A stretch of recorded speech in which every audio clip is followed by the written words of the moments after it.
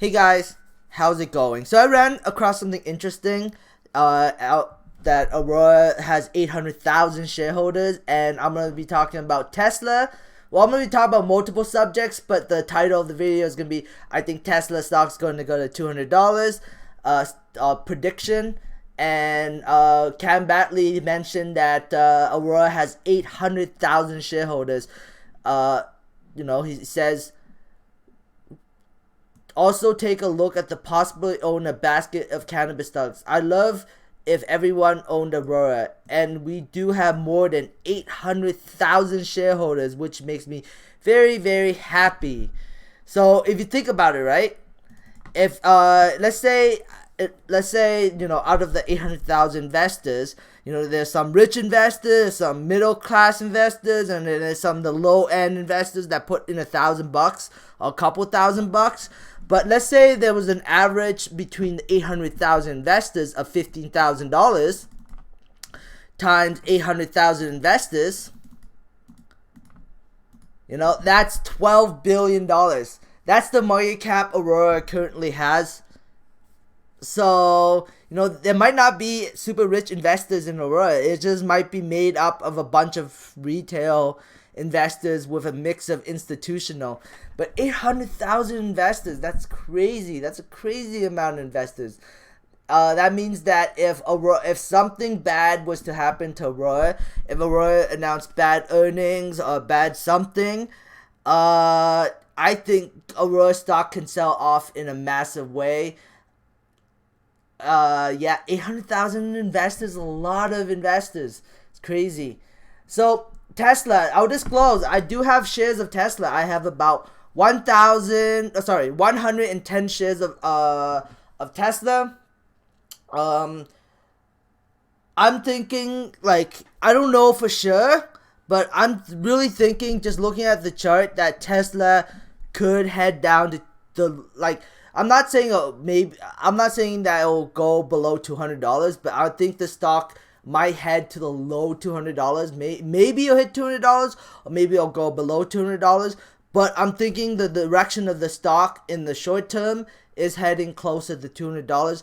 I could totally be wrong, but that's what I think is going to happen. Elon Musk could come out with some fantastic news that can change the direction of the stock, but right now there's a lot of negative sentiment on Tesla. I've been doing a lot of research on Tesla lately. So number one, Elon Musk is going to raise money.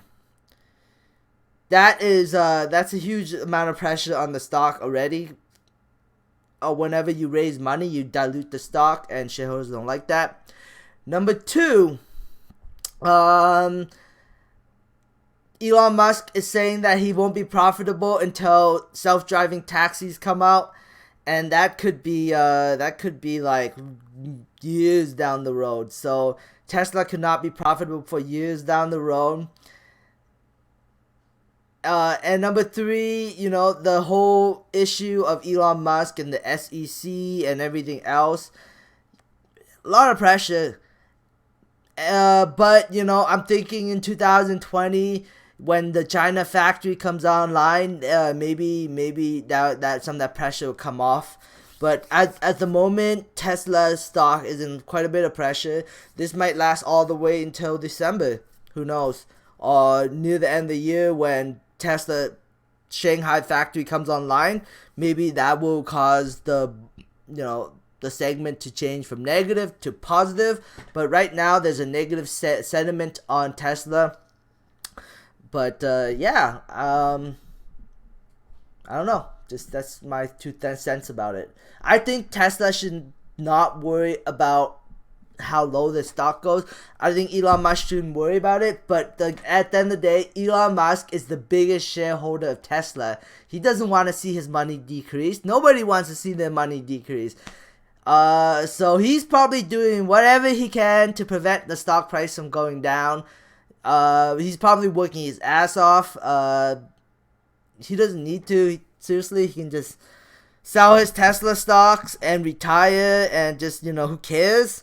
But he cares, obviously. That's just the way he's programmed. Some people, if they had as much money as Elon Musk, they'd be like, fuck this company. I'm just gonna go sit on a beach somewhere and drink and just party all the time. That's what I think most people would do. But Elon Musk is not most people. He has a dream, he has a vision, and he wants to achieve it. And even if money is not his big thing, it still hurts him when Tesla stock goes down because he's the biggest shareholder in Tesla right now. Aurora, Aurora down 3 cents after hours. Not too much to say about this. 800,000 investors. Maybe the longer the stock doesn't move up, the more investors might sell off. In my opinion, investors might try to sell off around earnings time, but I could be totally wrong. This is just me kind of guessing. I think they're gonna be having their earnings in May, or it could be in June. I'm not 100% sure. They haven't announced an earnings yet, but I'm gonna guess it's gonna be early June or late May. That's what I think is gonna happen for Aurora's earnings report, but that's just me kind of guessing. Cron just had the earnings report. Cron is neutral after hours. I'm definitely eyeing Cron. I just think that Cron hasn't declined enough yet. If Cron was to, let's say, decline to, $13 or $14, just another couple bucks, I would definitely be putting my money into Cron. But I don't know if Cron will do that. I just don't know. It may, and anything's possible in the stock market. So, to me, it looks like Cron is about to uptrend. That's just what the chart is telling me. So Broken Coast. I just bought some of this cannabis from the store. I went to the store to check out what product they have, and there was a bunch of Broken Coast in Nova. There was no Afria products, but there was a lot of Broken Coast in the store. It was kind of expensive. This was $57 for 3.5 grams. So that is, 57 divided by 3.5. That's about $16 a gram. $16 a gram. I just paid $16 a gram for Broken Coast product, but it is really high quality product. I like it. I do really like Broken Coast. It's not because I'm also an Afria shareholder. I really, as a cannabis smoker, I like Broken Coast. I think they have good products. The people at the store also agreed with me when I picked it. Like, oh, good choice. Everybody really likes this product too. And then I'm like, yeah. So Broken Coast is high quality, like really high quality product. The smell of it smells good. The touch of it is, everything's good about that product. So Afria is down a penny. They're down, they're at after hours $7.66 US. Afria could decline back down to $5. It could decline another $2. But the lower it goes, seriously, the more of an opportunity it becomes to pick it up. So that's just my opinion, though. I don't know if it will. If I see Afria at $4.85, I guarantee you I'll have $500,000 invested into Afria. So if Afria declines $2 more, I will invest $500,000 into Afria. That is 100% for sure. If that happens, I don't know if it will, but if this thing goes any lower, if it goes down another 3 or 4%, I'm definitely investing more into Afria. I like Afria. There's some concerns and risk, but no cannabis company is really that perfect. So except for maybe Canopy and Aurora, Well, Canopy's not perfect. Canopy has done a lot of mistakes. The only reason why investors are bullish on Canopy is they have 4 billion US dollars, or maybe 3.5 billion US dollars now. Who knows how much money they have right now, but they have a lot of money. It's not gonna disappear anytime soon. They're well capitalized, and if they want more money, they just go to Constellation Brand and be like, we want more money, and then Constellation Brand be like, okay, here you go, more money. That's how I see for Canopy growth. So, besides, Canopy's not perfect at all. Canopy has a lot of things going wrong with it. Afria does have stuff wrong, but like Canopy, they have money. Afria is well capitalized. Afria is very, very well capitalized though. So yeah, Intel announced earnings and it brought down the tech sector. So I'm kind of happy because I was thinking of selling my Qualcomm, but I was like, whatever. I'm already down 50% on my Qualcomm put option. I was up 25% and then it kept going up and I'm like, shit. And I was gonna sell off, but it doesn't expire till like the middle of May, so I have some time. So I might get lucky and the stock might decline. Intel declined big time after hours. It's funny how Intel declined 7% on really good earnings. Like they announced 89 cents per share versus 87 cents they were expecting by analysts. They beat on the revenue side by like $0.4 million. But the only reason why they went down is because the analyst expects revenue to fall. So they're expecting revenues. Revenue is declining. Like they're not showing any growth. And that's the reason why the stocks decline. So, this is honestly kind of just makes an opportunity, but I don't know for sure. I don't know for sure if this will create an opportunity. It might go like even down even more, but the lower it goes, the better. It was all-time highs. The only way Intel would have went up is if they had some like super positive earnings.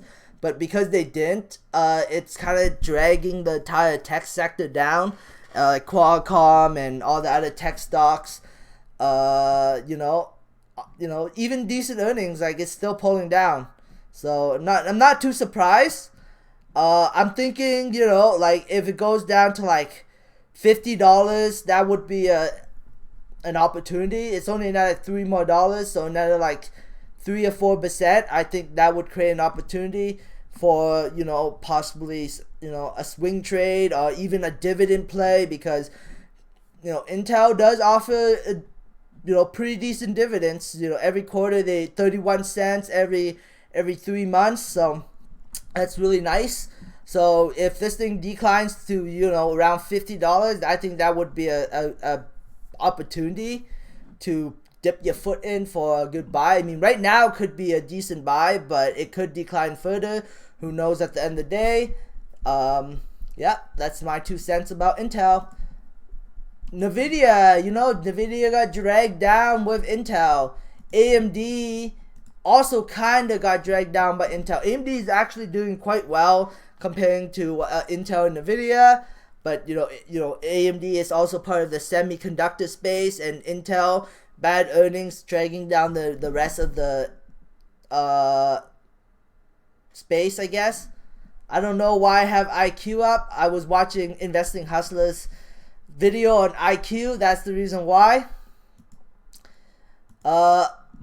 This is where I found there's a podcast in this video. If you scroll all the way up, there's a podcast. So if you guys want to listen to it, it's about Cam Batley talking. So check it out. It's quite interesting. Fire. I don't know why I have fire up here. Madman. The reason why Madman didn't go up today, I think, is because the entire US side was kind of down. Like Kira was down 85 cents. C-Web was down $1. True ETH was down 6.4%. Harvest was down 6. I don't know why I have Canopy Rivers up here, but I'm thinking, you know, if Canopy River goes to about $3.50, I think that would be I'm just my opinion though. I think it would be a decent entry point. I would definitely be looking to buy more if I see Canopy Rivers at 350. Vanadium starting to look like it's becoming neutral. Maybe this is the bottom. I don't know if this is gonna affect Largo stock, but you know, maybe Largo will. This is it. Maybe this is the bottom. Maybe Largo will start moving up from here. I don't know. At the end of the day, the chart is still telling me it's downtrending. But you know, maybe if Vanadium is neutral for a while and starts to move to the upside, that would definitely reflect very positively on Largo stock. But anyways, thanks for watching, guys. I hope you enjoyed this content. Give me a thumbs up. It helps my channel grow. Subscribe for future updates. And have a great day. Bye.